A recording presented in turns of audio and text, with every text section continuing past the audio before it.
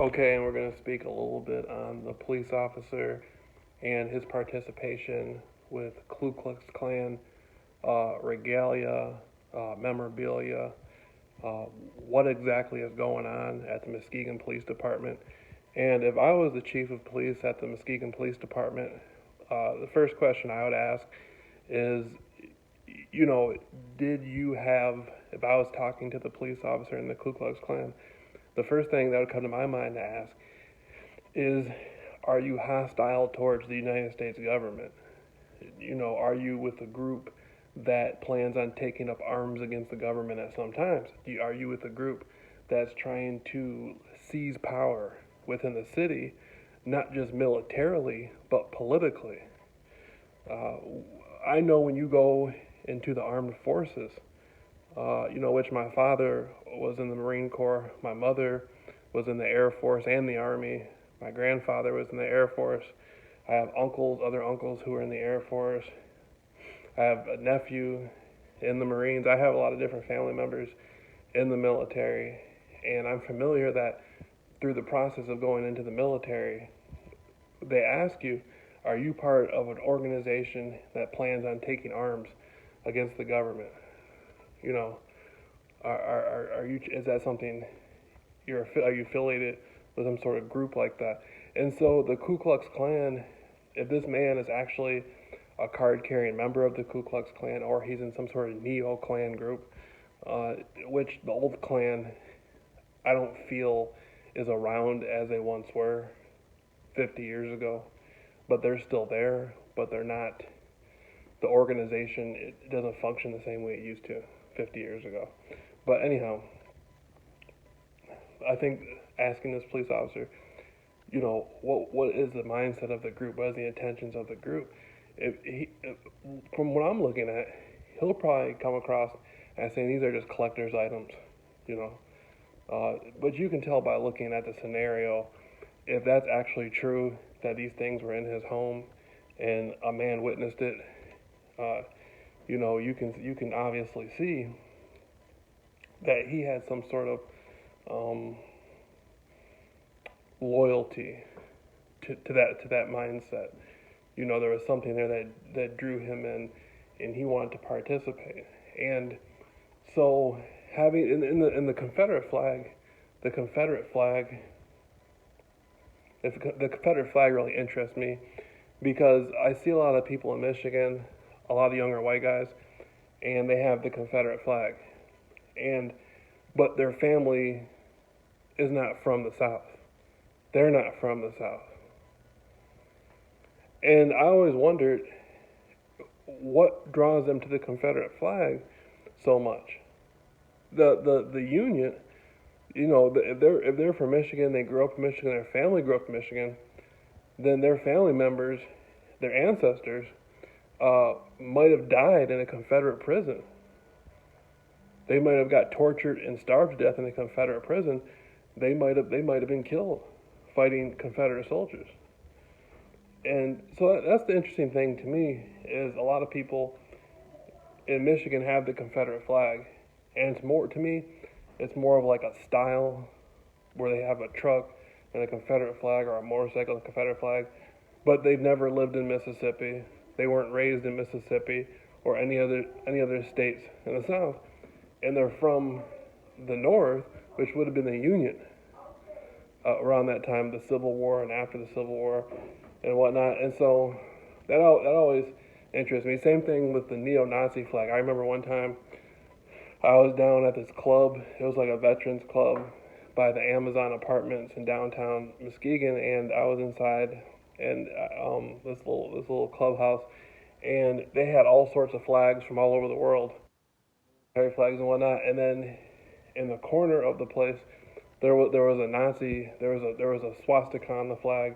It was a Nazi flag, and I was like, wow, okay, so a lot of bikers come here. Somebody probably has some sort of affiliation with a neo-Nazi group or whatnot, and that interests me as well because a lot of a lot of these people's grandparents in America, great grandparents and grandparents, died fighting against the Nazis. So it always interests me why people would be so interested in Confederate flags and Nazi flags if they're not born and raised in Germany or they're not born and raised in Mississippi. That just always interested me. But anyhow, so this police officer had this Ku Klux Klan application and Ku Klux Klan uniform and whatnot, and it was a African American black man who saw it, and you know, the first thing that came to my mind is this is the type of mindset of the people who've been stalking me, who framed me, who harassed me, and in Michigan you have the Michigan militia and a lot of these survivalist groups, and they mask themselves as survivalist groups, back to nature groups, Michigan militia gun rights groups, and not all of them, but a lot of them do have hidden agendas, and they use this. They use the race card, saying, well, the reason why the country's the way it is, it's all black people's fault, or it's all Mexicans immigrating into the country, or it's Jewish people, or it's white liberals, or it's and some of them even will say, it's the wars are the problem. Some of them have some interesting points of views. The stalking that I've seen going on Lauren Drive takes me back to the Ku Klux Klan because I had been living in the neighborhood way before the majority of the people moved into the neighborhood. I had been living in the neighborhood for years, and I watched a whole group of people move into the neighborhood. And then when I was doing a lot of interviews and a lot of research, the people in the neighborhood started acting really bizarre. And nobody came and explained anything to me and told me anything. It looked very unorganized what was happening. It looked like, people were acting, it felt very aggressive. Like the people in this neighborhood had some sort of aggressive issue towards me. And I don't know any of these people. The most I've ever spoken to these people is like hi and goodbye. If they wave, I wave. I've never tried to get involved with any of my neighbors, except for the situation that you saw that was in the newspaper, where I was being followed around by a woman, and I had sent her flowers. This stuff was all on YouTube, and I went to court. I went to a 2-day trial, and all the facts were twisted around. Everything was made to look like I was stalking some woman who never even lived in the neighborhood. They claimed it was some other woman, and she was 29 years old, and I tried to pull her out of a car. It's the most insane thing I've ever seen. And the reason why my name was slandered like that in the newspaper was to cover up for what was going on in the neighborhood. Like, I didn't even know who these people were in the neighborhood. Like, I knew them. I had spoken to some of them. I had been living here before them. But I minded my own business. I never wanted any interaction or communication with the majority of these people. Like, I just looked at it like, I'm doing my research. I'm doing my interviews, and I'm in my own world. I don't want to be bothered with anybody, and that's not a crime. Like, I wasn't breaking any laws. I wasn't breaking anybody's rights. I was just a grown adult living my life. And some of the people in the neighborhood, like, I could tell by the way they act, they feel like they have the authority or they have the jurisdiction to tell other people to do something to me, to follow me, or to keep an eye on me. And what they're doing is unwanted communication, wearing certain colors and carrying out certain acts directed towards me, and following me, just not in the neighborhood, but out of the neighborhood. And, I'm 30-something years old. I'm 34 years old. Nobody has any authority to tell anybody to do anything to me. I'm just like anybody else. If I don't break the law, if I'm not breaking the law, then no one has any authority. If I go out and I break the law, then then I'm just like anybody else. If somebody breaks the law, they should be held accountable just like anybody else. I live in a neighborhood. People have spread disinformational stories about me and have used people to follow me around in KKK Nazi type, a Nazi type scenario, and I don't get why somebody would feel they would have the right to do something like that. And this is organized through technology, like your neighborhood app. I think is a popular tool that's used to do this sort of stuff. There's a lot of people on Facebook and on YouTube in what is known as a target individual community who are speaking out about how their neighbors are using phone apps to monitor them and to follow them. And, I will be in my neighborhood minding my own business, and people I don't even know will show up in the neighborhood and be doing activity directed towards me, whether it's following me or purposely walking in front of my home at certain times. And if this has not happened to you, you need to look into it, because there is a really, really, really strong presence in the news media that's starting to open up about gang stalking. This stuff has been coming into the mainstream news, and there's stories of people who have been being covertly harassed, stalked. There was a couple men that were arrested not long ago.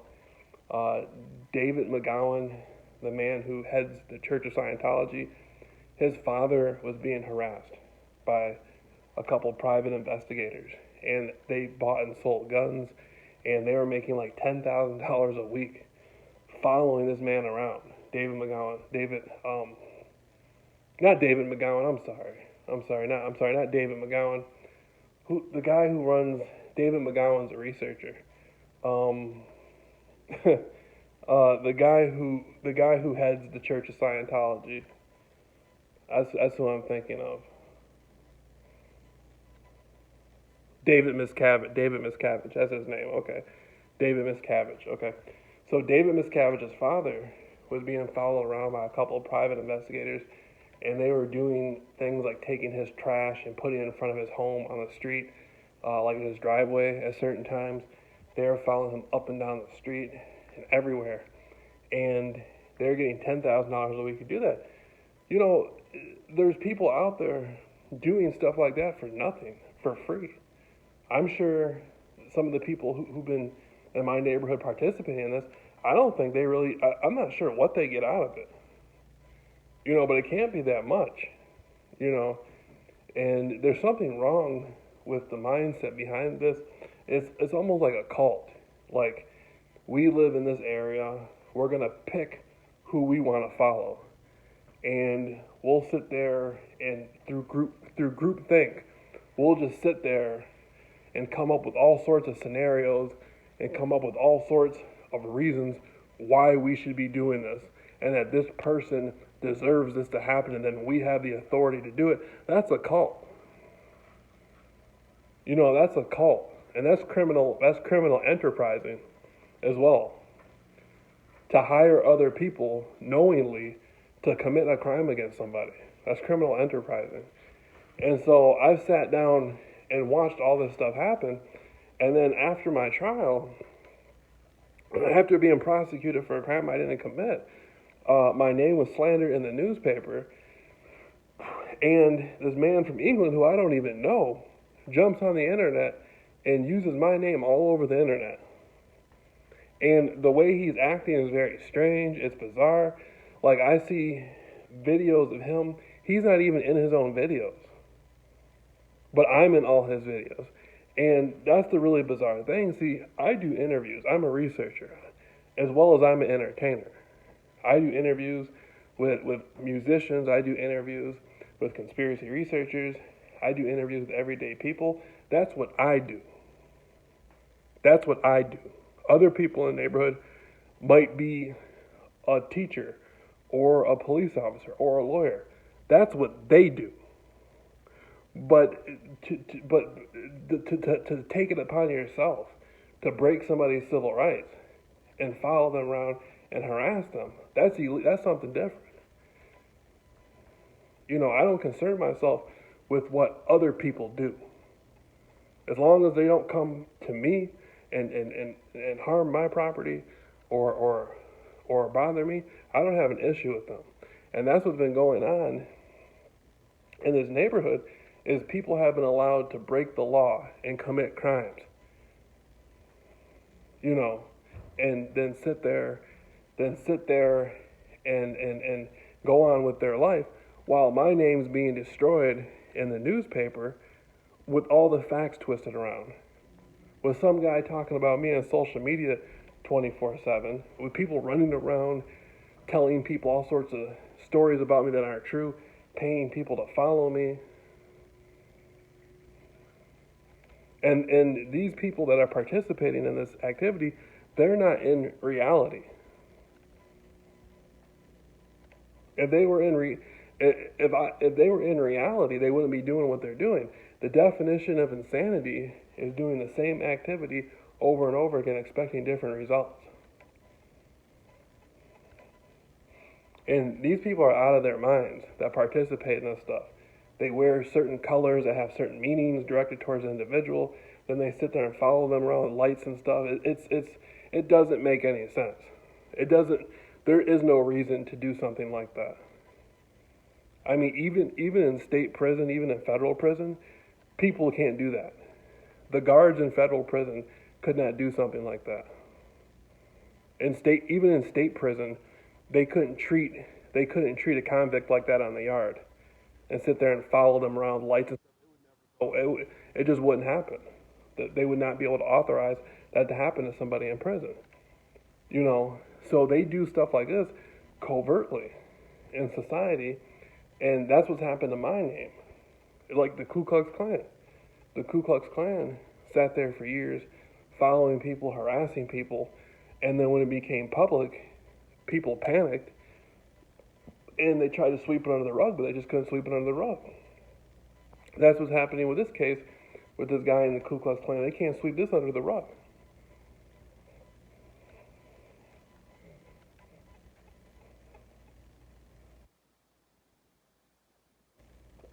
They can't sweep it under the rug.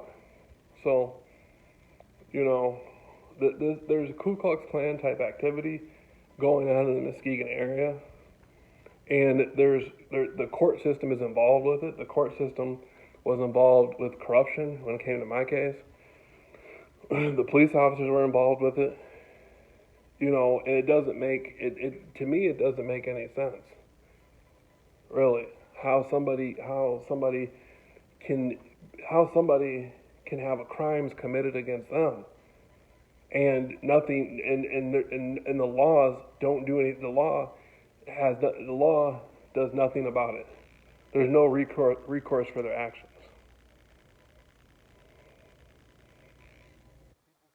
There and commit crimes, following people around, paying people to follow people around, making unwanted contact, which is stalking, physically following the people, stalking the people, creating intimidation scenarios. And these people are not held accountable by the law. It's not that there's no laws against it. Nobody's enforcing these laws.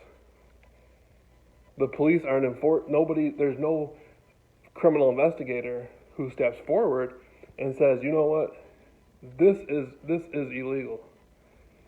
This cannot be happening. You know, that's the problem. Is it's not that there's not laws, nobody's enforcing the laws. And so I went to court, and they wrote an article about me, and they said, like, there's a group of citizens around the country who believe in mind control and all this stuff.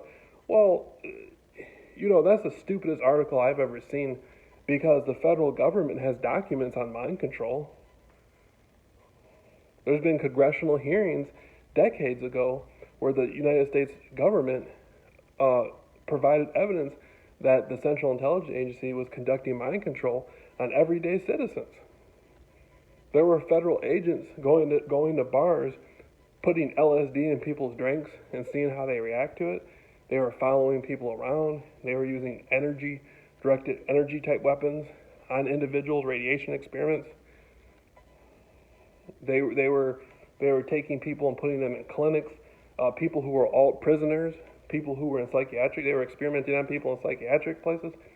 And so the article they did about me actually is the stupidest article that they could have did.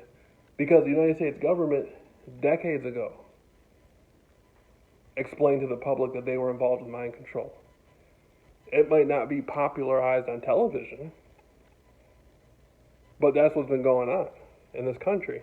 And so, if people sit in the neighborhood every single day and sit there and play around with somebody with lights and colors and then sit there and pretend like they don't understand what's going on or they don't know what's going on, that's illegal. That's unconscionable. That's an attempt, that's invading somebody's personal space, that's invading somebody's mind. That's a criminal activity. And the fact that a police officer can come into the public and come into the news as a Ku Klux Klan member, but can't come into the news as an investigator stopping an organized event like organized stalking, stopping a gang stalking scenario. In Muskegon County, you'll see a police officer in the Ku Klux Klan before you see a police officer enforcing basic law. It's the craziest thing I've ever heard of.